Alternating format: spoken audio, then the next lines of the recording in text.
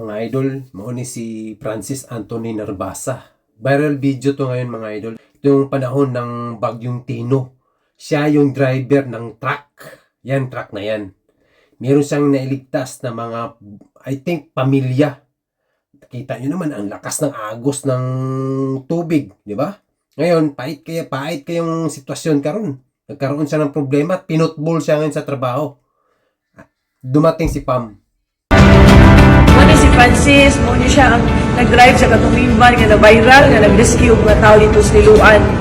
Karon fire sa tagiya kaya ganun gigamit ang sakyanan.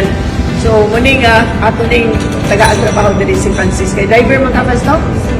So, gidawat man sa atong PGSO na nangita mo sa driver din sa Capitolio. So, natawa na diha. Ayun.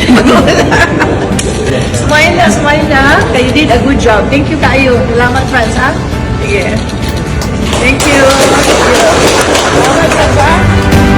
Mag-comment lang tayo dito sa nangyari kay Francis, no? Anthony Narbasa.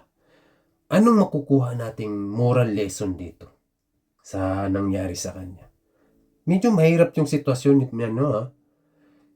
Nagpakabayani ka. Talagang minsan, itong pagiging makabayani mo ay may kapalit na kasakit. Minsan nga, buhay mo nawawala, di ba? Daming nangyaring ganun. Sumagip ka ngayon.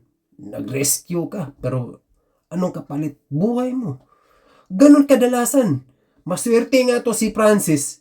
Siguro na anticipate niya itong agos ng tubig, itong baha, na kaya ng truck ko. Siguro may karga itong truck niya, mga kargamento, mabigat. Malakas ang agos, ha?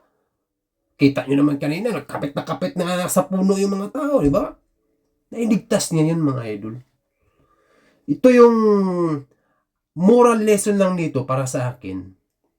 Kahit ang kapalit mo ay natanggal siya sa trabaho, ang pinaka-importante, yung puso mo makatao.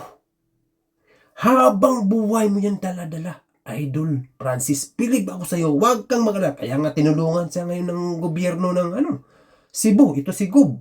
Talagang nakakabilib. Ang hindi lang maganda ay na-football talaga siya. Pero sa side lang sa kumpanya niya, ang masasabi ko lang, malas niya. Binitawan niya yung taong napakabuti na may gininto ang puso at makatao at makabayan. At hindi niya alam, baka si Francis ang magdadala ng swerte sa negosyo nila. Kasi nag-viral siya eh.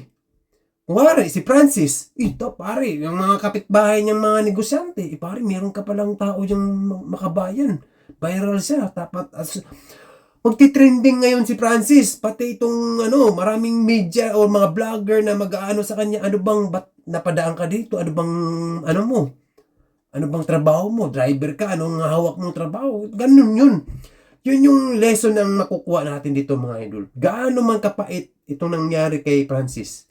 Huwag na huwag kayong mawalan ng pag-asa.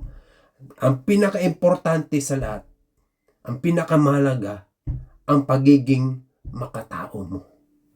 Yung ginawa niya.